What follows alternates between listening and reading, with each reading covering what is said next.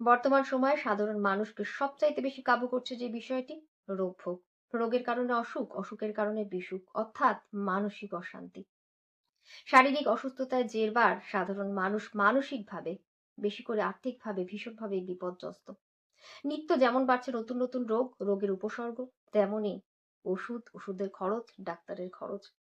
যেই ডাক্তারের ভিজিট কম তার ওষুধে কাজ হয় না, যার ওষুধে কাজ হয় তার ভিজিট আকাশ ছোঁয়া। দুই একজন ডাক্তার বাদে বাকি ডাক্তারদের সাথে তুলনা করাই যেতে পারে ড্রাকুলার।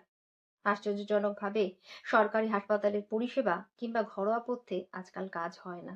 দ্বারস্থ হতেই হয় প্রাইভেট ডাক্তারের উপর, অর্থের বিনিময়ে পাওয়া ওষুধের উপর।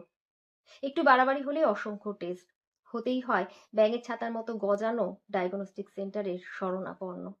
হ্যাঁ, সারাদিন ভূতের খাটুনি খাটা মানুষটির পুরী, দীঘা, দার্জিলিং, ডাক্তারের চেম্বার, সরকারি হাসপাতাল, ডায়াগনস্টিক সেন্টার।